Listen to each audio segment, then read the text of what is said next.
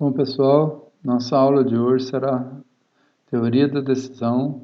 Vamos falar especificamente dos testes de hipótese para a média e para proporções binomiais. Os testes de hipótese para a média de uma população normal com variâncias desconhecidas. Nós vimos na aula anterior esse teste para distribuição normal, para a média de uma distribuição normal com variâncias conhecidas, que era não realístico.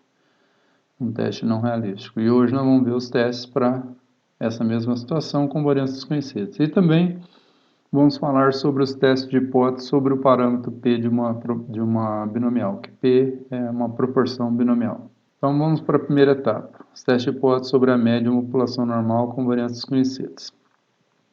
Para a realização de testes de hipótese sobre a média de uma população normal, inicialmente devemos formular a hipótese nula e a hipótese alternativa, que caso a hipótese nula seja rejeitada, devemos ficar com ela. Essas hipóteses, nula e alternativa, nós podemos ter vários casos para elas. Então, três situações que eu nomeei aqui: hipótese nula H0A, hipótese nula B, H0B, e hipótese nula C, H0C. No nosso curso, vamos dar ênfase nesse primeiro tipo aqui, que é a hipótese do A, que é H0A, que é a hipótese bilateral.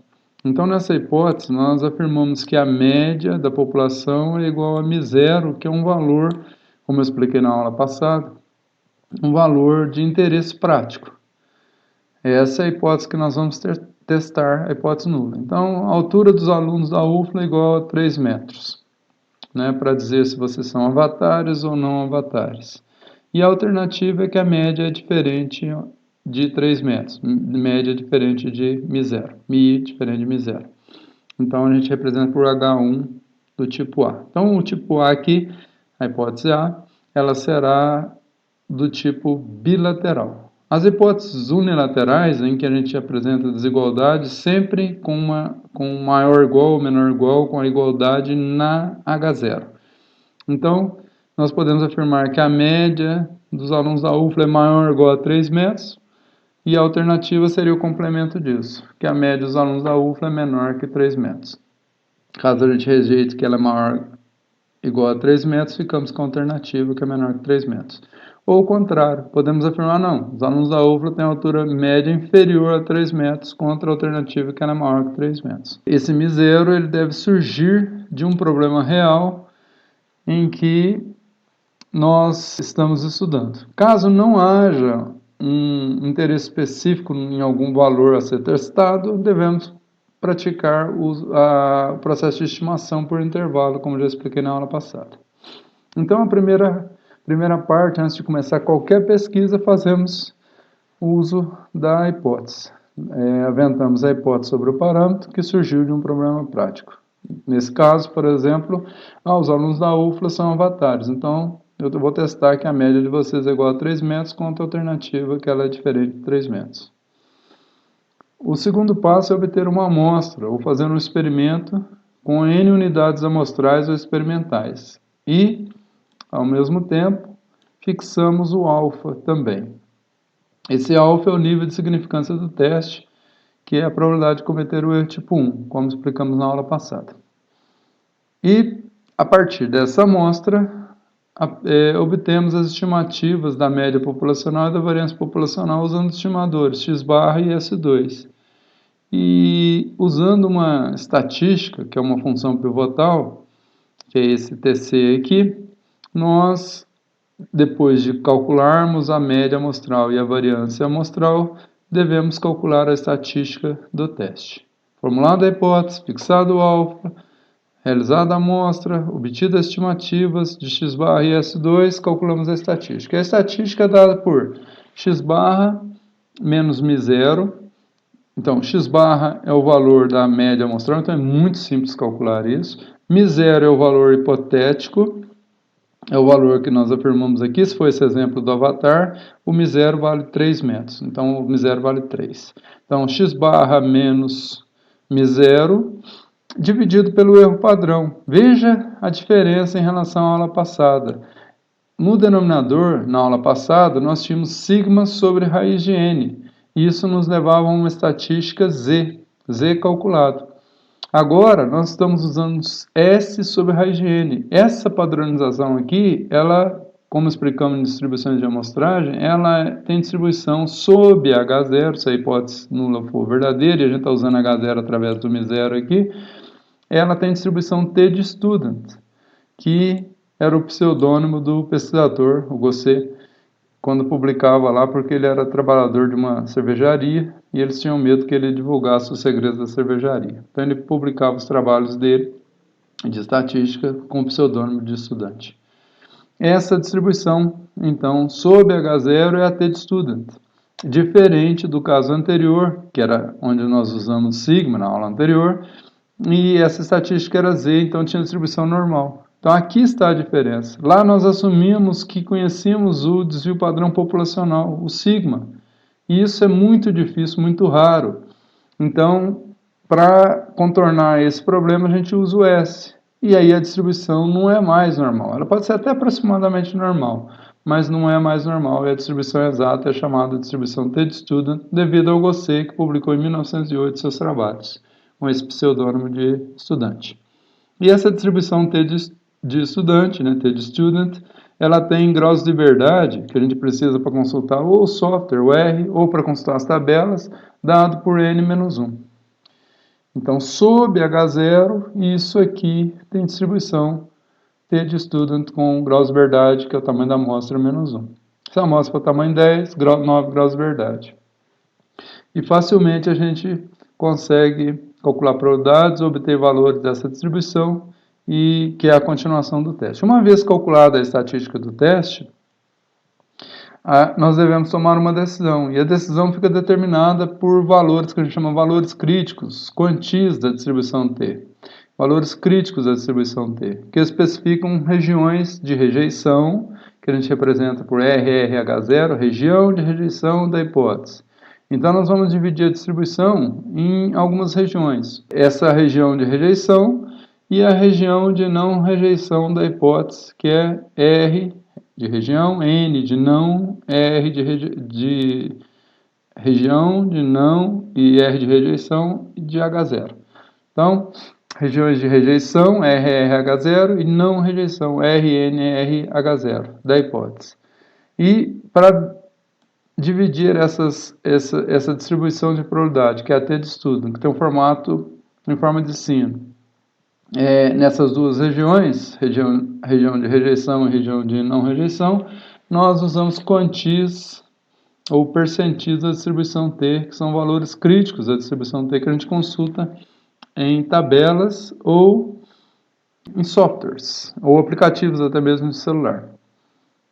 Esses valores críticos, então, são determinados em função do tipo de hipótese testada. Ele depende se a hipótese é bilateral ou não. Por quê? Porque no caso de hipótese bilateral, nós vamos definir essas regiões de rejeição em duas partes, nos dois extremos, direito e esquerdo da distribuição T. Então, nós precisamos calcular num software ou consultar uma tabela para determinar o T, o quantio superior alfa sobre 2, se o alfa for 5%, então o quantio superior 2,5% da distribuição T e o seu valor, porque a distribuição é simétrica, e o seu valor negativo, aquele que deixa 2,5% de área abaixo dele.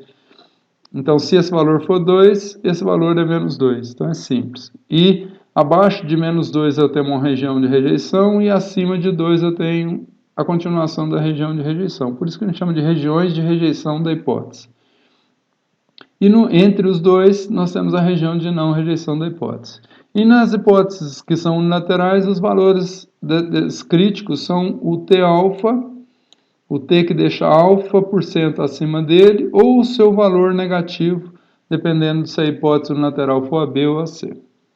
Então, aqui tem uma representação para vocês visualizarem melhor. Então, para a hipótese do tipo A, a região de rejeição, ela é dividida nessas áreas pretas, as regiões de rejeições aqui estão nessas áreas pretas da distribuição T. No meio aqui está o gráfico do teste bilateral, da hipótese do tipo A. Então, a gente precisa consultar uma tabela para achar o quantio T-alfa sobre 2, quantio superior T-alfa sobre 2 da distribuição T de student, quantio 2,5%, com grau de liberdade n-1. Como é que a gente acha isso no R? Q, T, quantil dá T, um Q de quantil em inglês, quantile, T de distribuição T. QT aparentes. Põe a área que você quer, lembrando que a área da distribuição para entrar no R não é a área da direita, é a área esquerda.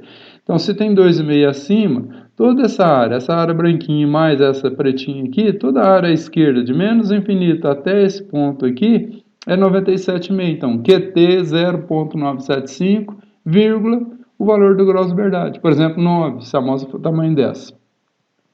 Então, achamos esse valor. O valor negativo, se ele for 2, o valor negativo é o outro valor que delimita essa outra parte da região de rejeição da hipótese.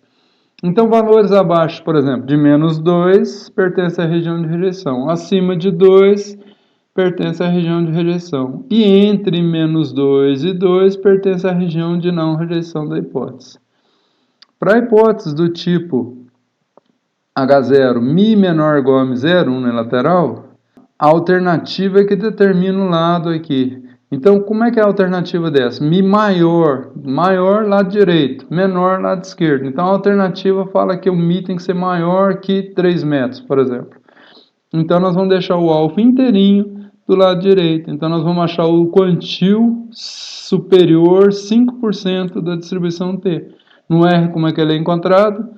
QT, como tem 5% à direita, tem 95% à esquerda. QT 0,95, 95%, vírgula, grau de liberdade. Por exemplo, 9, fecha parênteses, dá Enter lá, o R te dá o valor aqui. Então, valores menores do que ele, região de não rejeição. Você toma a decisão de não rejeitar a hipótese. Valores superiores a esse, você toma a decisão de rejeitar a hipótese. Que valor? De que eu estou falando? Valor da estatística. Então, você calculou a estatística, você consultou esses valores na tabela e você confronta o valor calculado com o valor tabelado. Se ele é menor nesse exemplo aqui, região de não rejeição, decisão de não rejeitar a hipótese que você formulou. Caiu do lado de cá, rejeita-se a hipótese H0 que você formulou. Fica com a alternativa. Mesma coisa no caso do teste bilateral aqui. Se cai do lado de cá ou do lado de cá, rejeita-se a hipótese. Entre os dois limites, não rejeita a hipótese. No caso bilateral, se o valor, eu estou afirmando que a média é igual a 3 metros. Se o valor cai aqui, então entre menos 2 e 2, vamos supor que os valores tabelados sejam iguais a menos 2 e 2, então, se o t calculado, por exemplo, menos 1, então está entre menos 2 e 2. Então, caiu na região de não rejeição da hipótese. Então, a minha decisão é de não rejeitar a hipótese e vocês têm média compatível com o avatar. Então, eu não posso descartar a hipótese de que vocês sejam avatares. Se cair do lado esquerdo, significa que eu devo rejeitar a hipótese, porque o valor, por exemplo, deu menos 3. Menos 3 é menor que menos 2. Então, eu rejeito a hipótese H0 e concluo que vocês não são avatares e que vocês, como está do lado esquerdo, a verdadeira média populacional é menor do que aquela que eu afirmo, é menor do que 3 metros. Se, por um acaso, isso não aconteceria, é o resultado provável, se eu estivesse testando que vocês são avatares, é que o teste caísse do lado de cá, o estatístico do teste caísse do lado de cá. Rejeito e afirmo que a média é menor que 3 metros. A verdadeira média populacional. A média dos alunos da UFLA é menor porque vocês são humanos. Mas se por um acaso fosse maior que esse outro quantil que nós estamos supostamente falando que é 2, então, se o valor deu 4, por exemplo, do TC, T calculado, então se deu 4 é maior, caiu na região de rejeição. Rejeita a hipótese e afirma que a média populacional, a média dos alunos da UFLA, a verdadeira média, deve ser superior a 3 metros. Então, vocês não seriam avatares, mas seriam uma outra espécie que não humana, porque teriam uma altura média superior a 3 metros. Para a última hipótese, a hipótese nula do tipo média maior ou igual a 3 metros, e a alternativa é menor que 3 metros, menor lado esquerdo. Então, o alfa inteirinho fica do lado esquerdo. Então, eu vou lá no R, por exemplo, faço o cômputo lá, QT, área esquerda, 0,05, com grau, vírgula, grau de liberdade, 9, fecho parênteses, e vou achar o valor desse T alfa aqui. Ou então, entro com 0,95, ele vai me dar um valor positivo, que seria esse valor aqui. Como ele é simétrico, se ele deixa 5% acima, ele deixa 5% abaixo. Eu só troco o sinal. Por exemplo, se eu achei 3 aqui, eu coloco menos 3 aqui. Ou então eu entro com a área esquerda direto. Quanto que é o alfa? O alfa é 5%. Então eu entro QT 0,05, grau de liberdade, fecho parênteses. Vou encontrar esse valor aqui. E se o valor calculado cai nessa região, rejeita a hipótese H0, que é essa. Caso ele caia de cá, eu não rejeito a hipótese e eu afirmo que a média é maior ou igual a 3 metros. Caso rejeite, eu vou afirmar que a média é menor que 3 metros. Então, vocês seriam humanos e não avatares. Se eu estivesse fazendo um teste de hipótese unilateral, como aquele. Os valores também críticos, os quantios da distribuição, eles podem ser consultados também numa tabela. A tabela do apêndice do meu livro, por exemplo, ela fornece, aqui dá um resumo, eu tenho as probabilidades, os alfa sobre 2, ou alfa, as probabilidades aqui, da área direita, compatível com esse esquema aqui, ou esse aqui, ó, só do lado direito. Então eu entro com essa área direita e ele me dá, ao contrário do R, ele me dá esse valor aqui na abscissa. Mas em qual linha? Eu tenho várias linhas. Aqui tem um resumo da linha com uma amostra tamanho 10. Então eu tenho uma linha com 9 de Ni igual a 9 graus de liberdade. Então se eu estou usando um alfa num teste bilateral de 5%, o alfa sobre 2 é 2,5%, então eu vou procurar nessa coluna. E se eu fiz uma amostra, por exemplo, de tamanho 10, eu vou olhar com 9 graus de liberdade, N-1. Então eu vou olhar na linha do 9. Tem várias linhas, vários graus de liberdade aqui. Então, cruzando essa linha com essa coluna, então eu vou achar esse valor aqui, 2,262. Então, o valor tabelado, T alfa sobre 2 é 262, e o valor negativo dele é o menos 2,262. Fica estabelecida as regiões críticas, a esquerda do menos 2,262 e a direita do 2,262 positivo, e a esquerda do 2,262 negativo. Entre os dois, região de não rejeição. Se o valor calculado da minha estatística, tem que calcular isso, usando zero o valor que eu afirmei na H0. Se for aquele exemplo do avatar, é o 3. Então, se o valor cai entre esses dois, não rejeito a hipótese. Se cai do lado de cá, eu rejeito a hipótese. Simples como isso. Ou então, eu vou lá no R, se eu não quiser usar uma tabela, eu entro com QT, quantio da T, 0,975 para a probabilidade, 0 ponto, tem que usar o pontinho, não vírgula, porque é um sistema internacional no software, e no lugar do Ni eu entro com 9, porque minha amostra era tamanho 10, e meu Ni é N-1. Então, eu acho esse mesmo valor aqui, até com um pouco mais de precisão. Talvez eu ache lá 2,26198, alguma coisa desse tipo. Arredondado para 3 casos, dá 2,262. 2,262. Então, aqui está o exemplo do R. Como obter esse valor aqui, arredondado para 3 casos. Uma vez tomada a decisão, eu tenho que falar que eu não rejeito a hipótese, ou rejeito a hipótese, caso caia nas regiões de rejeição, eu falo rejeito a hipótese. Caso não caia na região de não rejeição, eu falo não rejeito a hipótese nula, a hipótese H0. E devo mencionar também o teste, então eu falo, pelo teste T, eu não rejeito ou rejeito a hipótese. Devo mencionar o nível de significância que eu estou usando, no nível nominal de significância de 5%. E a decisão que eu tomei. Então a hipótese H0 foi rejeitada, caso o valor caia nas regiões de rejeição, ou não rejeitada, se ela cair na região de não rejeição.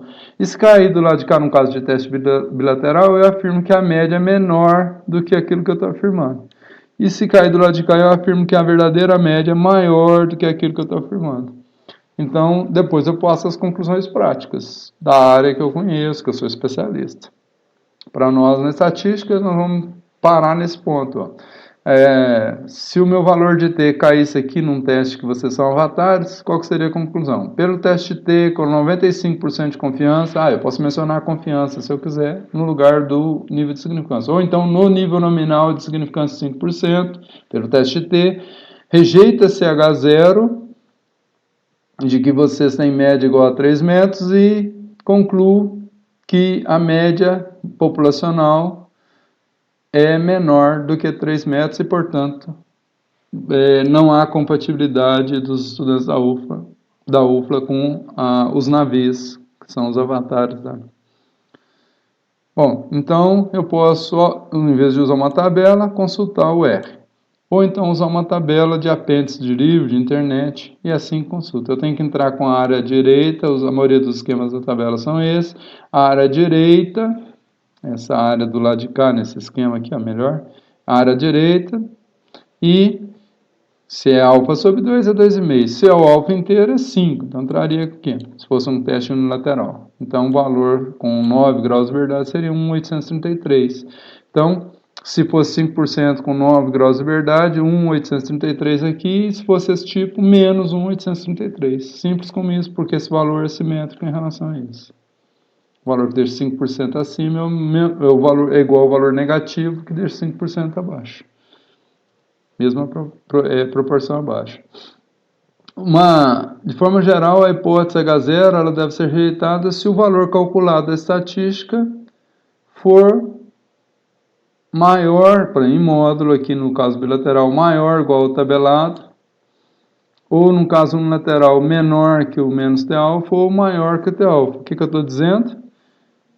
Nesse caso aqui, maior que o T-alfa, porque cai na região de rejeição. Ou em módulo, maior que o T-alfa, ou seja, ou ele é menor que o negativo, ou ele é maior que o positivo, que o T-alfa positivo. Então, ele cai na região de rejeição. E nesse caso aqui, menor do que esse valor negativo. É isso que eu estou dizendo com essas três afirmativas, dependendo do caso das hipóteses. B, A ou C aqui, nessa ordem aqui. B é essa, C é essa e A é essa. O teste T pressupõe que a amostra ela é proveniente de uma população normal. Então, é importante que a gente, por exemplo, faça um histograma, verifique se o gráfico se assemelha a uma curva normal dos nossos dados. E nesse teste assume-se também, como se faz na maioria dos demais testes, que os dados representam uma amostra aleatória da população normal. Uma boa parte dos testes a gente assume populações normais. O próximo teste, por exemplo, não, porque a população é binomial. Esse exemplo aqui para ilustrar para vocês como se aplica um teste desse. Vocês verem que é bem simples. Testar a hipótese que um novo híbrido de milho, eu estou com um novo híbrido, precoce, ele possui média de produtividade igual a 6 toneladas para o centro-oeste do Brasil. Então, esse valor médio aqui era a produtividade dos milhos precoces que estavam sendo produzidos naquela época lá. E eu vou lançar um novo híbrido, quero ver se o meu híbrido tem média igual a essa média dos híbridos precoces que estão sendo produzidos no centro-oeste do Brasil, que estão sendo plantados no centro-oeste do Brasil, né? Eles produzem em média 6 toneladas e eu quero saber se o meu é igual ou se ele é diferente. Se ele é diferente, se ele é menor, se ele é maior. Né? Se a média dele produz mais, se ele produz mais em média ou menos em média do que isso aqui. Então, fizemos uma amostra de 10 fazendas. Então, cada unidade amostral era uma fazenda e típicas, dado centro-oeste, e com os mesmos manejos usados habitualmente para milho precoce, nas mesmas épocas, e os resultados foram esses. Então, fizemos a nossa amostra. Vamos fixar o alfa. Se não falei nada do alfa, adotamos o alfa como 5%, que é mais ou menos um padrão já no meio científico para se aplicar teste de hipótese. Os valores são esses. A hipótese que eu tenho que testar é que a média é igual a 6. Então, meu mi0 lá quando eu for aplicar na estatística, é o valor 6 que está sendo usado aqui, versus a alternativa que é diferente de 6, como eu disse. Se a gente afirma que é igual a 6, na alternativa afirmamos que é diferente de 6, é o complemento. Calculando a média desses 10 valores, eu achei 5,20. Então, em média, ele produziu menos do que eu estou afirmando. Mas será que isso é significativamente menor? Será que ele não é igual aos milhos precoces da região e por um mero acaso produziu 5,20? Menos que 6? Será que não foi mero acaso? Ou essa diferença de 6 para 5,20 é uma diferença que a gente diz significativa porque nós vamos fazer um teste de significância? É isso que nós vamos avaliar. Então, eu não posso olhar para a estimativa pontual e tomar a decisão, nunca, de que, não, esse híbrido produz menos que os milhos precoces que estão sendo plantados lá. Portanto, eu vou descartar meu novo híbrido, não vou lançar no mercado. Esse aqui pode ter sido um mero acaso. E a variância dos 10 valores, usa calculador, um computador, eu calculo essa variância aqui como a gente já aprendeu a fazer. Aí, vou calcular o valor da estatística. Eu rearranjei ela aqui, né? Pus ES raiz de N, como é uma fração no denominador, eu posso passar o denominador da fração multiplicando aqui a propriedade de fração. Então, a estatística, vejo que o valor, quando eu ponho o valor da estatística, é uma variável aleatória. Quando eu já tenho a média, quando eu já tenho o valor da estatística, vou calcular o valor aqui, porque tudo já virou número, não é x barra aleatório mais, porque eu já tenho o valor do x barra, é 5,20, então eu ponho minúsculo. Então, amostra tamanho 10, raiz de 10, 5,20 é o x barra, o valor hipotético, onde eu uso a hipótese, e o valor do S. De onde saiu esse valor do S aqui? Ora, se a variância é 3,81,86, calculei a variância aqui, o desvio padrão é o S, é a raiz desse valor. Então, se eu extrair a raiz daquele valor 3,80 e poucos lá, dá 1,9541. Então, faça essa continha muito trivial, dá menos 1,295, com auxílio de uma calculadora, de um computador, o que vocês quiserem, uma planilha. Então, deu menos 1,29. Vou lá no R, QT 0,975, com 9 graus de verdade, ou então usa a tabela, né, como é um teste bilateral, o alfa é 5, o alfa sobre 2 é 2,5, a amostra tem 10 propriedades, então o grau de liberdade é 9. No cruzamento, eu achei 2,262. Então, uma vez encontrado esse valor, a minha região crítica fica estabelecida 2,262 negativo e 2,262 positivo. E o meu valor calculado é 1,295 negativo. O que significa? Que o meu valor calculado está entre 2,262 negativo e 2,262 positivo. Se ele é um valor entre, ele está naquela região lá do gráfico do meio, região branquinha lá, não achurada, né? Que é a região de não rejeição da hipótese. O valor calculado está entre menos 2,262 e mais 2,262. Está aqui mais ou menos. Então, ele caiu na região de não rejeição da hipótese. Portanto, aquela diferença que eu observei de 5,2 para 6, a gente pode dizer que é não significativa. Qual que é a conclusão? Não existe evidência significativa pelo teste de T no nível nominal de significância de 5% para rejeitar a hipótese H0. Então, não rejeita a hipótese, porque meu valor de T está na região de não rejeição. E, portanto, meu híbrido precoce, novo, ele não apresenta média diferente da média dos híbridos da região. E, portanto, não há motivo para descartar meu híbrido. Nos testes, quando você aplica isso no computador, eles costumam soltar um valor P calculado desse jeito aqui. Então, o valor P no computador dá 0,22. Quando solta um valor P, como é que a gente faz para tomar essa decisão? Como é que eu fiz aqui? Comparei o valor da estatística com o valor tabelado. Confrontei se ele estava naquelas regiões entre o menos 2,262 e o mais 2,262, porque é o teste bilateral, e ou se ele estava nas regiões pretinhas, achuradas lá naquele gráfico. Estava na região em branco, a região de não rejeição da hipótese. Então, confrontei o T calculado com o T tabelado, o T crítico. O outro jeito é calcular o valor P. Esse valor P, em inglês é p-value. Então, em português é valor P, não p-valor. Então, se esse valor P é maior ou igual ao nível nominal de significância que você, ao alfa, né? O nível nominal de significância que você adotou, que no caso foi 5%, então, se ele é maior, eu não rejeito a hipótese. Então, a conclusão é a mesma, sempre. Se ele é menor que 5%, 0,22, 22% é menor ou maior que 5%? É maior. Portanto, eu não rejeito a hipótese. Então, não devo rejeitar a hipótese pelo teste T, no nível nominal de significância 5%, e a média do meu híbrido não difere da média dos híbridos precoces produzidos na região. Então, essa diferença que eu observei é mero acaso. Então, o híbrido que eu tenho não tem produtividade média. Se eu repetir o experimento, talvez ele produza 6,1. Se eu repetir de novo, talvez ele produza 5,9. Então, é óbvio, nunca vai dar igualzinho 6. Sempre vai oscilar em torno do valor real dele. Mas, então, eu não tenho evidências para rejeitar essa hipótese. Se eu estou suspeitando que isso é um resultado de algum daqueles tipos de erro, que eu tenho que fazer? Eu tenho que fazer uma nova amostragem com um número maior, uma amostra maior do que 10 fazendas, uma plantação maior do que essa, para eu tirar a dúvida. Uma amostragem mais precisa, um experimento mais preciso, para eu poder detectar se essa diferença que eu observei especificamente aqui vai se repetir, e se se repetir, se ela é significativa ou não. Se eu devo ou não rejeitar a hipótese. Então, até que se prove o contrário, o nosso híbrido é inocente, né? Brincadeira. O nosso híbrido produz a mesma quantidade dos demais híbridos da região centro-oeste, que é 6 toneladas por hectare.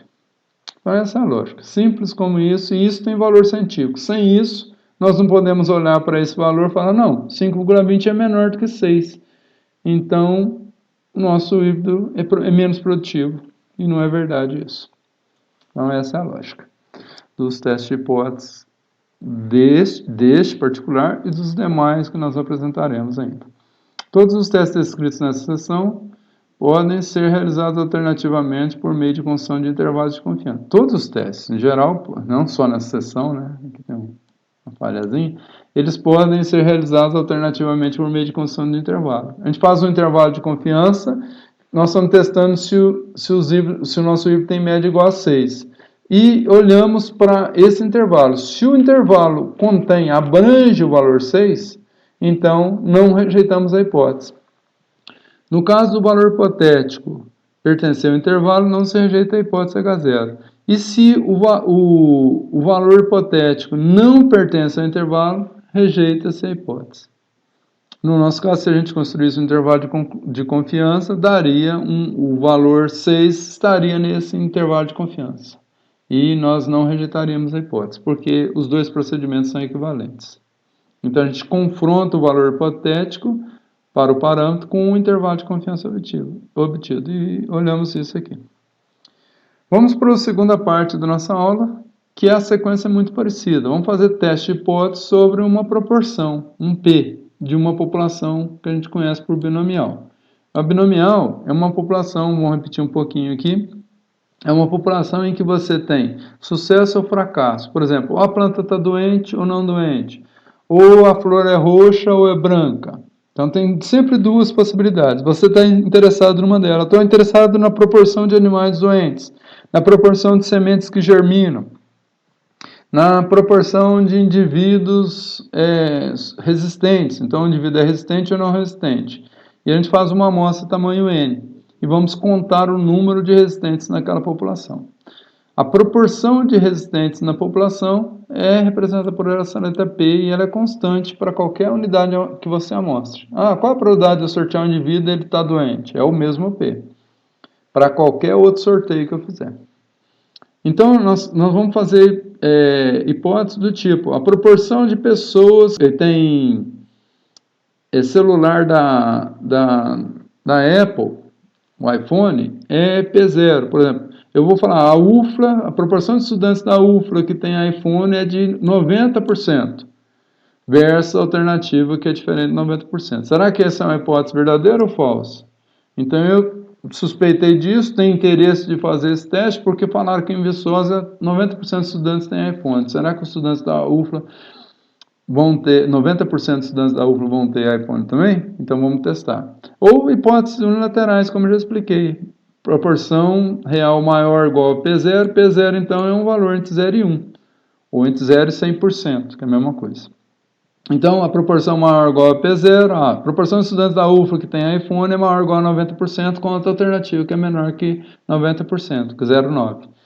Proporção de estudantes da UFLA que tem iPhone é menor ou igual a 90%, com outra alternativa que é maior que 90%. Vamos ficar especificamente nos testes unilaterais aqui para exemplificar no nosso curso.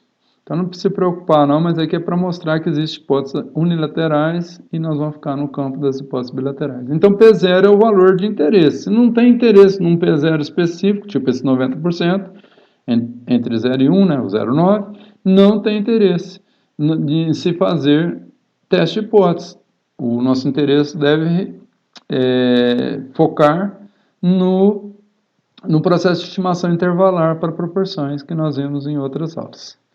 Então, para se realizar o teste de hipótese, inicialmente realiza-se um experimento a amostra tamanho N é avaliada e nós representamos o número de sucessos por Y do evento desejado. Então, ele é registrado. Eu vou amostrar alunos da UFLA para ver se tem iPhone ou não. Eu fiz uma amostra tamanho 100 e 98% dos alunos têm iPhone, por exemplo. Então, eu vou ter em 100, 98 sucessos do evento. Ou então, eu mostrei 100 alunos e observei que apenas 3 estudantes tinham um iPhone, dos 100 que eu mostrei. Então, esse Y é o sucesso do evento. Se eu estou mostrando plantas doentes, então eu mostrei 100 plantas e o número de sucesso, número de plantas doentes, então, sucesso do evento. Então, o número de sucessos é igual a Y, de uma forma geral. Eu mostrei 100 plantas e 50 estavam doentes. Então, meu Y é 50. Então, o valor da variável aleatória YZ é o YZ, é o número que eu observei. Então, o meu estimador da proporção populacional é o número de sucessos, variável aleatória, sobre N. Quando eu observar 80, 90, então ele vira YZ, que é a realização da variável aleatória. Então, eu vou substituir aqui o YZ pelo YZ, que é o valor que eu observei numa amostra específica que eu já realizei. E aí eu vou ter uma estimativa do meu parâmetro P. Enquanto uma função desconhecida, enquanto eu não fizer a amostra, eu vou ter YZ, que eu não sei quantos sucessos, quantos estudantes, se eu amostrar 100, quantos que vão ter iPhone, exatamente. Então, o número de pessoas com iPhone é YZ. O número de plantas doentes ou de animais doentes numa região é YZ. A hora que eu fizer a amostra, eu vou ter o valor dele, YZ, que se a gente não souber o número aqui, a gente quer representar o número, a gente representa por letra minúscula. Então, nós fixamos o nível de significância alfa do mesmo jeito. Então, formulamos a hipótese, fixamos o alfa, fazemos a amostra, estimamos pontualmente a proporção. Então, na UFLA, 3 estudantes têm iPhone. Então, eu vou ter 3% de estimativa do P. Meu P estimado é 3%. É considerado inicialmente o teste bilateral H0A, né, juntamente com um exemplo real para facilitar a compreensão da ideia básica de um teste. Então, nós vamos fazer um teste bilateral. Para amostras grandes e P próximo a meio, o teste normal assintótico, daqui a pouquinho a gente apresenta o exemplo. O teste normal assintótico pode ser aplicado. Então, como que a gente faz o teste para proporções binomiais? Nós temos testes exatos, eu não vou apresentar aqui no livro, tem, mas nós temos alternativas, que é chamado teste normal assintótico. A palavra assintótico é uma aproximação. À medida que o meu N cresce, quanto maior o meu N, ou quanto mais próximo o P estiver de meio, melhor fica esse teste normal, porque eu posso aproximar a distribuição binomial, que é o caso aqui, por uma distribuição normal. E é isso que a gente faz. Só que eu tenho duas alternativas, duas aproximações para aplicar o teste normal. Então, tem livros que apresentam apenas uma delas, a maioria dos livros é assim, no meu livro apresenta as duas. A primeira delas está... o que difere as duas é a estatística. Ela está apresentada a seguir aqui, para hipóteses do tipo 3 lá, essas hipóteses aqui, qualquer uma delas. Então, eu tenho que usar o P0. Então, no exemplo que nós estamos formulando aqui, né, proporção de estudantes da UFLA é igual a 0,9, que tem iPhone. Calculamos a estimativa aqui, só 3 em 100. Então, a minha estimativa foi 0,03. Será que 0,03 difere de 0,90 significativamente ou foi mero acaso? Os estudantes 90% dos estudantes têm iPhone e por um mero acaso, na amostra que eu fiz, eu só selecionei praticamente quem não tinha iPhone. Só 3 apresentaram. Então, eu calculo, depois que fiz tudo isso, eu calculo o valor da estatística. Quem é o P-chapéu? A estimativa do meu parâmetro, que é, no exemplo, 3 em 100, 0,03. Quanto que é o P0? É o valor que eu estou afirmando que vocês têm, 0,90. Então, eu faço essa diferença e divido por essa quantidade aqui, essa raiz quadrada de P0 menos P0 sobre N, que é o erro padrão de uma proporção. Mas eu poderia usar aqui tanto o P-chapéu para estimar esse erro padrão, quanto o valor que eu estou afirmando que vale a proporção binomial na população. Eu estou afirmando que vale 0,90. Então, uma das alternativas é usar o P0 aqui embaixo. Ó. Então, o que muda na próxima estimativa é que eu vou usar o P chapéu aqui embaixo na próxima. Então, tem duas formas de calcular a estatística. Por exemplo, eu vou apresentar os dois módulos de cálculo. Eu prefiro essa aqui para computar, e eu fiz algumas simulações no livro, tem isso, eu não vou falar aqui, e essa aproximação aqui, essa forma de calcular a estatística, ela é melhor. Então, se eu for fazer um teste usando a aproximação normal para parâmetro binomial, para testar o P da binomial, eu usaria essa estatística aqui, preferencialmente. Eu vou mostrar as duas pelo valor didático, que a maioria dos livros usa outra. É o P chapéu no denominador. Então, essa quantidade ZC aqui, ela tem distribuição sob H0, distribuição normal padrão. Então, eu devo confrontar isso aqui com os valores da normal padrão para determinar se eu devo rejeitar ou não a hipótese. Então, eu posso fazer de duas formas. Calcular o valor P, que é essa probabilidade aqui, que o software geralmente apresenta. Aqui está uma forma de calcular. Eu pego o valor desse Z, pego o valor absoluto dele, calculo o P-norm dele. Faço 1 menos isso, 1 menos esse valor, o P-norm me dá a área à esquerda. 1 menos isso me dá a área achurada à direita. Multiplico por 2, que é um teste bilateral, no caso de testes bilaterais. Então, essa é a forma de calcular a hipótese para um teste bilateral, que é o que nós estamos considerando aqui. Tá? Hipótese bilateral H0A, que a proporção é o P0 contra a alternativa que ela é diferente de P0. Se o valor P for maior que alfa, não se deve rejeitar a hipótese. Caso contrário, a hipótese nula deve ser rejeitada.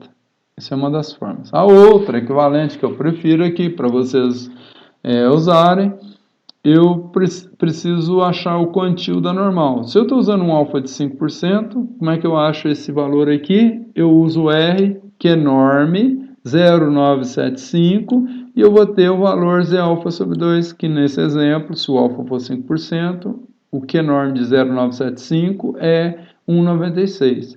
Então, se o valor da estatística for maior que o tabelado em módulo, desprezando, porque às vezes aqui essa diferença pode ser negativa, então o valor da estatística pode ser negativo ou positivo, como no caso do T anterior para a média. Então, em módulo, se ele for maior que Z alfa sobre 2, eu devo rejeitar a hipótese. Se ele for menor, eu não rejeito a hipótese. E o Z alfa eu posso computar aqui usando o R para isso. Qnorm 0,975, eu tenho esse Qnorm. Dou Enter lá e já solta. Se for hipóteses unilaterais, está aqui o jeito. Ó. ZC menor que o Z alfa com alfa integral, que nesse caso com alfa 5% é menos 1,645, para hipóteses do tipo B, e do tipo C, se o ZC for maior que o Z alfa, eu rejeito a hipótese. Nós não vamos nos preocupar com o caso unilateral aqui não. Então é comum observar em inúmeras publicações uma forma alternativa à estatística 4, a essa aqui. Como eu falei, o que ela muda? Muda aqui embaixo. Ó. Lá eu usei o P0 aqui embaixo, para calcular o erro padrão, que é o que está aqui na raiz quadrada. Agora eu estou usando o P chapéu. Eu prefiro a anterior, a estatística que está na expressão 4, ao invés dessa aqui, que usa o P chapéu aqui embaixo. Em cima é igual, embaixo, olha lá, P0 menos P0 sobre N. E aqui, P chapéu menos P chapéu sobre N, o P chapéu é a estimativa. Nesse exemplo nosso, seria 0,03 vezes 0,97, que é 1 menos 0,03, dividido pelo N, que é 100. Faço essa conta, extrai a raiz quadrada, 0,03 menos 0,90, calculo o valor do Z, que vai dar negativo. Bom, vamos fazer um exemplo real aqui. Em um estudo de herança, suspeita-se que o controle genético da reação a uma doença seja monogênico, ou seja, é controlado por um único gene. O gene A, com um alelo que confere a resistência sendo recessivo. Então, se o indivíduo for azinho, ele é resistente à doença. E se ele for azão, ou azão, ele seria susceptível à doença. Então, nós estamos interessados nos indivíduos resistentes. Para testar essa hipótese, em planta, foi obtida uma geração F2, o cruzamento de duas linhares, uma suscetível e outra resistente. Então, duas linhares cruzadas, uma azinha-azim, que é a resistente, que é o azinha-azim que é resistente, e o outro azão-azão. Aí obtém-se a geração filial, todos os indivíduos são azão-azim, susceptíveis na geração F1. Autofecundo dessa geração F1, eu vou ter azão-azão, 1/4, azão-azim, 2/4, que é meio, e azinho-azinho, 1/4. Então, 1/4 azinho-azim, 1/4 de resistentes esperados na geração F2. Eu fiz uma amostra de 260 indivíduos dessa geração e inoculou a doença e verificou que 60 eram resistentes. Eu esperava quanto? 1/4 de 260. Dividir por 2, dividir por 2 de novo. Então, 130 dividir por 2, 65. Então, eu observei 60 e eram esperados 65, 1/4 dos 260. Porque 1/4 da geração F2 é azinho-azim e o alelo confere a resistência é o recessivo. Então, nesse exemplo particular, eu esperava 65 e observei 60. Será que isso é um indicativo, esse desvio dessa proporção? Eu não observei exatamente 25%, eu observei menos de 25%, porque eu observei 60 e 25% corresponde a 25 indivíduos. 65 indivíduos. E 60 é menor que 65. Então, será que isso foi mero acaso? E eu posso considerar que a herança é monogênica? Ou essa proporção esperada de indivíduos resistentes, que é uma das formas que eu vou usar para testar isso, é porque não era monogênico? Existem genes modificadores ou a herança é controlada por mais de um gene? Então, testar essa hipótese adotando o valor de 5% da nominal de significância. O alfa, então, vai ser 5%, 0,05. Então, em geração, só para frisar isso, em uma geração F2 com herança monogênica, 3/4 das plantas são susceptíveis e 1/4 resistente, 25% são resistentes. Se o alelo da resistência, considerando dominância completa, for o alelo recessivo, como eu falei que é. Essa é a nossa hipótese.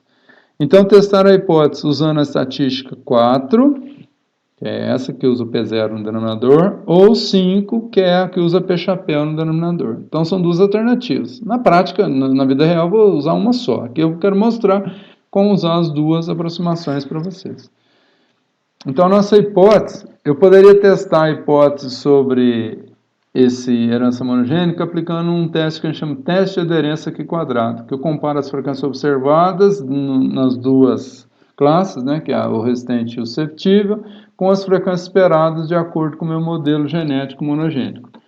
E a outra forma, como eu tenho duas categorias, é testar se a proporção é equivalente, exatamente a mesma coisa, testar se a proporção de plantas resistentes é igual a 1/4, que é compatível com o modelo de herança monogênica. Só dá 1/4 se for herança monogênica. Versus a alternativa que ela é diferente de 1/4. E fixamos o alfa em 5%. Aproximação 4. Então, vamos usar o P0, que eu falei que era a melhor aproximação. Então, quem que é o P-chapéu? P-chapéu, quantos que eu observei? Qual que é o meu Y? Meu Y é 60 sucessos, 60 plantas resistentes à doença. 60 resultados do evento que eu esperava, num total de 260. Então, meu P-chapéu é 60 sobre 260. Então, eu coloquei a fórmula tudo direto aqui no cálculo da estatística do teste. Quanto que é o P0? 1/4. Estou usando a hipótese aqui. 0,25. E o P0 é 0,25. 0,25 vezes 0,75, que é 1 menos 0,25, dividido por 260, que é o meu tamanho de amostra. Faço essa conta aqui usando a calculadora ou o computador, achei menos 0,72. Aqui eu achei o valor P, 47,16, é maior que 5%, não rejeito a hipótese. A outra forma vou lá no R, acho o Q-norm 0,975, né, que corresponde ao quantil que deixa 97,5% de área abaixo dele, portanto, 0,025 ou 2,5% de área acima. Então, o quantil superior, 2,5%, ou o quantil 97,5%. Como eu tenho que usar no R a área esquerda, então eu uso Q-norm 0,975, Q de quantil, norm de normal, eu acho 1,95999, aí eu arredondo para 1,96, duas casas. O valor que eu encontrei com duas casas é menos 0,72. Então, se eu fizer aquelas regiões de confiança, eu vou fazer um gráfico normal com um valor. Vou usar do T aqui, a da T, bilateral. Esse valor aqui é o menos 1,96. Imagina que isso aqui é a distribuição normal, não T. Só para aproveitar. E esse outro valor vai ser 1,96. Quanto que foi o valor que eu encontrei? Menos 1,96 a mais 1,96. E o valor que eu encontrei foi 0,72 negativo. O valor que está na região de não rejeição da hipótese. O gráfico é exatamente igual a esse, porque a normal e a T têm a mesma cara, só que com os valores da normal. É Z alfa sobre 2 negativo e Z alfa sobre 2 positivo. Menos 1,96 mais 1,96. Deveria ter feito um gráfico desse lá, para facilitar para vocês. Então, o meu valor calculado, ele está entre os dois, então não rejeita a hipótese. Vou voltar aqui. Então, como o valor de Z calculado em módulo 0,62 é menor que o 96, quer dizer que ele está entre os dois limites, de 1,96 negativo e 1,96 positivo. E H0, que corresponde à proporção de plantas resistentes ser 25%, não deve ser rejeitado, que é compatível com a herança monogênica, que é equivalente à herança monogênica. Então, não há razão para duvidar que a herança seja monogênica usando o teste da aproximação normal para o parâmetro P da binomial. A outra aproximação é muito parecida, né? A estatística do teste é 60 sobre 260, que é o P-chapéu, menos o P0, que é o mesmo 0,25, só que no lugar do P0 agora eu vou usar o 60 260 avos. Então, e o menos P0 aqui é 1 menos 260 sobre 260 e o P-chapéu, que é 60 sobre 260, então 260 menos 60 dá 200. 200 sobre 260. Ou então trabalho com um número entre 0 e 1. Faço essa divisão, subtraio 1 disso e ponho esse número aqui. Umas 4, 5 casas para ter precisão nessa conta aqui. Aqui eu trabalhei com fração. Aí fazendo essa continha, divide por n, que é 260. Fazendo essa conta toda aqui, dá um pouquinho de trabalho, 0,74. Veja que foi muito parecido com o anterior, que deu 0,72. E do mesmo jeito, o valor P calculado aí pelos softwares, né? Aqui eu mostrei como que é calculado isso, em termos de probabilística, dá 45, é maior que 5%, não deve rejeitar. Alternativamente, que é o jeito que eu quero que vocês aprendam, aqui, a forma equivalente de testar essa hipótese é comparar esse valor com os tabelados, que é 1,96, que é o mesmo do caso anterior. Como o ZC 0,74 negativo está entre 1,96 negativo e 1,96 positivo, ele está na região de não rejeição da hipótese. E, novamente, nós não devemos rejeitar a hipótese de herança monogênica. E, portanto, o controle da doença é devido a um alelo recessivo de um único gene e, portanto, a herança monogênica com o alelo recessivo conferindo resistência à doença. Por hoje é só, espero que vocês tenham aprendido. Na próxima aula a gente continuará com os testes de hipótese para outros parâmetros. Variância, diferença de duas médias e duas variâncias. Comparar duas variâncias de populações diferentes. E variância de uma população vai ser o primeiro. Até lá, então.